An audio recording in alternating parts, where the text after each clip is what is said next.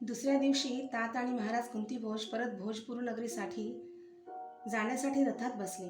येताना नीलकमला आणा असं तातांना सांगण्यासाठी मी गेले तेव्हा ते म्हणाले, चल पृथे, तुलाही भोजपूरला जायचं आहे. मी आश्चर्याने त्यांच्याकडे पाहू लागले, कारण मथुरा सोडून मी कुठंच आणि कधीच बाहेर गेले नव्हते.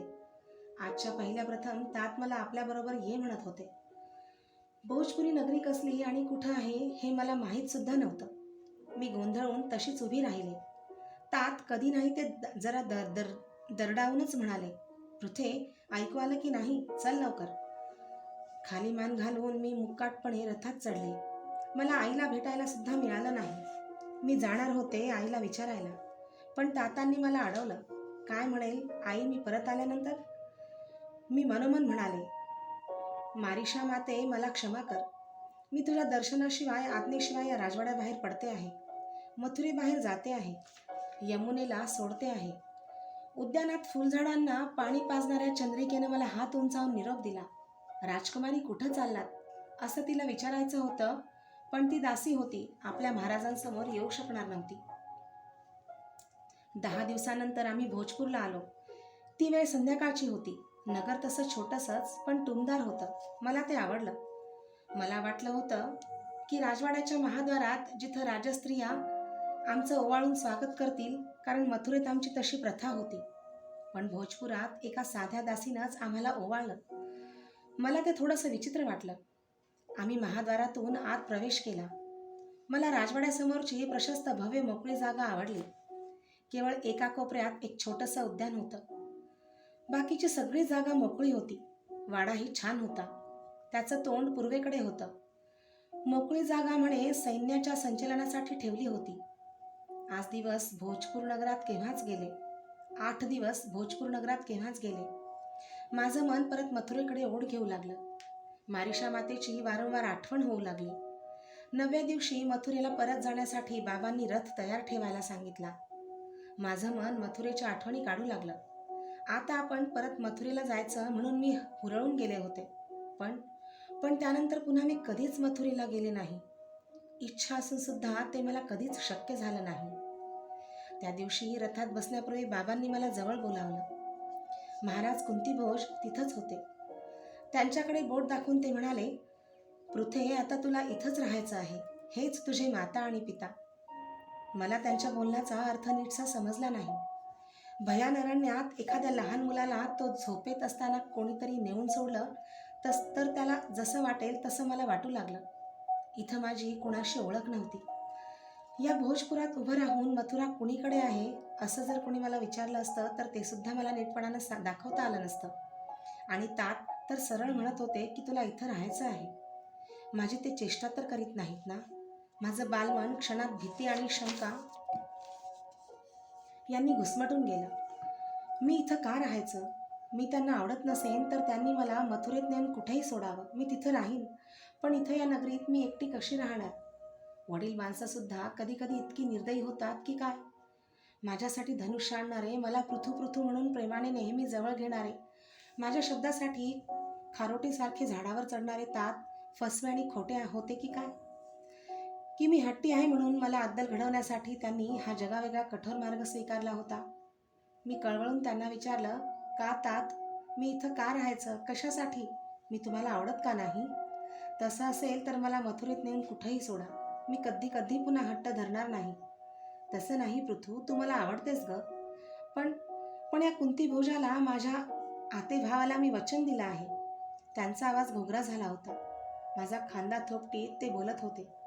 त्यांचा कंठ दाटलेला मी आज प्रथमच पाहत होते. शंकाकुशंकांनी माझं बालमन घायाळ झालं. आता काय काय ऐकावं लागणार? वचन? कसलं वचन? कुणाला दिलं आहे? तातांनी वचन कशाबद्दल दिलं आहे? आणि वचन म्हणजे तरी काय? गोंधळून मी विचारलं, कसलं वचन? ऐक, घोगऱ्या स्वरात ते म्हणाले. 12 वर्षांपूर्वी एकदा मी आणि कुंतीभोज या भोजपूर जवळ असणार अरण्यात मृगाईसाठी गेलो होतो. त्या दिवशी निषाद पर्वताच्या अरण्यात आम्ही पुष्कळ भटकलो, पण मृगाईसाठी काहीच मिळालं नाही. दमून भागून शेवटी तसेच परत यायला निघालो. नगराबाहेरच्या अश्वनदीवर पाणी पिऊन तिच्या काठावर काठावरच्या गर्द आणि डेरेदार अशा विशाल शाल वृक्षाखाली आम्ही विश्रांतीसाठी बसलो. त्या दिवशी कुंती भोज फारच नाराज होता. मला वाटलं तो मृगया झाली नाही म्हणून नाराज असेल. म्हणून मी त्याला म्हणालो, हे कुंती भोजा, तू नाराज का? तो माझ्याकडे नुसतं पाहतच राहिला. त्याचा हात हातात घेऊन मी त्याला आस्थेनं विचारलं, राजा, बोल. बोलण्यानंच मनाची दुःख हलकी होतात. तो म्हणाला, शूरसेना, आज आपण मृगयेसाठी बाहेर पडलो, पण माणूस म्हणजे दैवाची मृगयाच नाही काय? मला तरी या माझ्या निपुत्रिक जीवनाचा उभग आला आहे. मुलाशिवाय संपत्ती म्हणजे सूर्याशिवाय आकाश. हे भोजाचं संपन्न राज्य सेनापतीच्या स्वाधीन करून दूर हिमालयात निघून जावं असं वाटतं मला. त्याचा माझ्या हातातील हात दाबून मी म्हणालो, एवढंच ना राजा कुंती भोजा, मी शूरसेन, मथुरेचा यादव राजा, तुला सांगतो आहे की मला होणारं पहिलं अपत्य मी तुझ्या स्वाधीन करीन. पण क्षत्रियानं राज्य सोडून जाण्याची भाषा कधीच बोलू नये. त्यानं मला त्यावेळी आनंदानं मिठी मारली. आम्ही अश्वनदीवरून नगरात आलो.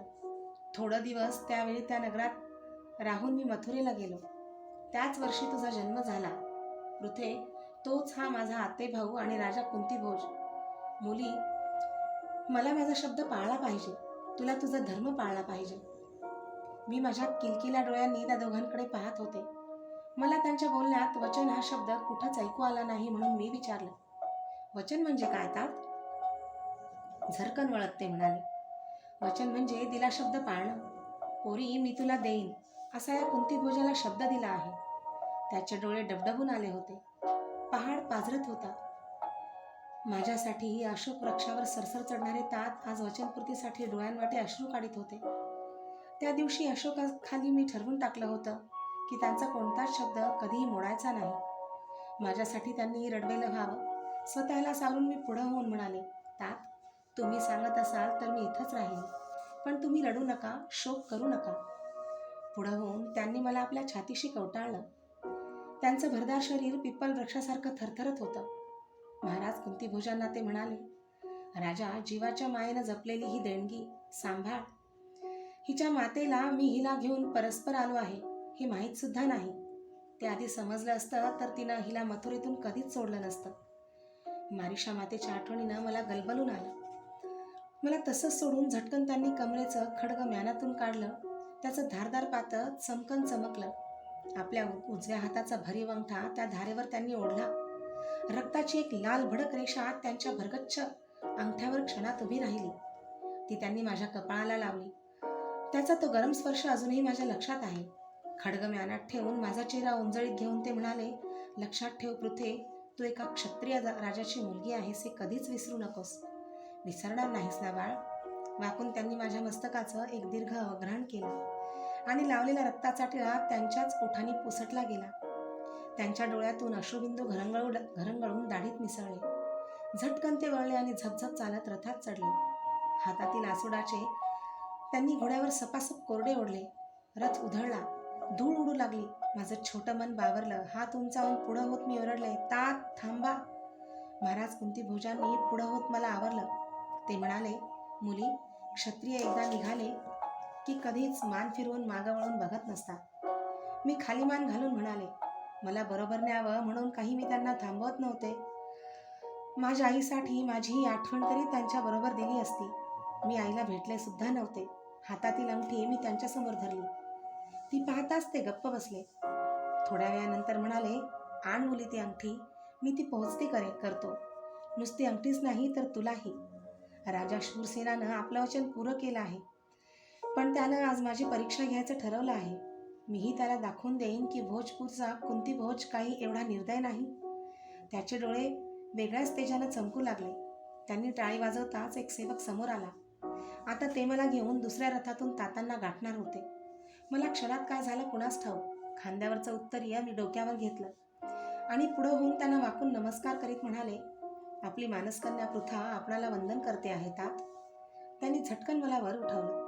माझ्याकडे पाहत ते भरल्या आवाजात म्हणाले, धन्य आहे तो राजा शूरसेन, ज्यानं तुझ्यासारख्या निग्रही कन्येला जन्म दिला. पण तुझं मन इथं कधीच रमणार नाही पोरी. मला मूल नाही, पण मुलांची मनं मला कळतात. इंद्रधनुष्याची रंग जाणायला काही आकाश व्हावं लागत नाही मुली. नाही तात, हेच आता माझं जन्मग्राम आणि हीच आता माझी मथुरा. मी धाडसानं बोलले. कोण माझ्या तोंडून धैर्यानं बोलत होतं देव जाणे. पण ती फुलपाखरामागं धावणारी पृथा नक्कीच नव्हती. धनुष्यानं खेळणारी पृथा नक्कीच नव्हती. भले मुली क्षत्रियानं मोडावं, पण मिटू कधीच नाही. शूरसेनाची कन्या शोभतेस खरी, पण तू इथं राहू नयेस. कारण काय? कारण या राजवाड्यात एकही राजस्त्री नाही. सगळ्या वाड्याची जबाबदारी तुझ्यावरच पडेल. तुझ्यासारख्या अल्लड पोरीला या कोवळ्या वयात ती कधीच झेपणार नाही. मी ती पार पाडेन. आजपासून हा राजवाडा माझा आहे. इथली माणसं माझी आहेत. तरीही तुला मी पृथा म्हणून हाक मारली की तू अस्वस्थ होशील. तुला मथुरेची नेहमीच आठवण होईल. या भरल्या वाड्यात एकांती तू सदैव दुःखी राहशील. म्हणून मी ठरवलं होतं की काहीतरी ते बोलणार होते, पण त्यांनी ते कटाक्षानं टाळलं. काय ठरवलं होतं आपण? मी कुतूहलानं विचारलं. तुला पृथाने म्हणता परत ते थांबले. कुंती म्हणणार होतो मी माझ्या नावावरून, पण तुला ते कदाचित आवडणार नाही. जा तू आत. मी झटकन पुढं होत वाकून त्यांना वंदन करून म्हणाले, आपली कन्या कुंती आपणाला वंदन करते आहे तात.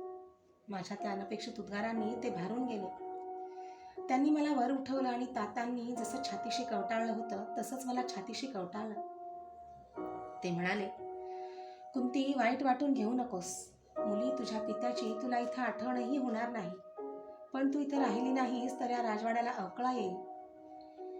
गेली 14 वर्ष मी तुझी वाट पाहतो आहे. ही वास्तू राजस्त्रीची वाट पाहत आहे. नाही, मी इथून कधीच जाणार नाही. मी त्यांना बिलवत म्हणाले, निर्धारानं आणि निश्चयानं. त्यांनी माझी पाठ थोपटली. मला सावरून राजवाड्यात नेताना त्यांच्या डोळ्यात अश्रू तरळले होते. ते भोजपुराच्या महाद्वाराशिवाय दुसऱ्या कुणाला कसे आठवतील?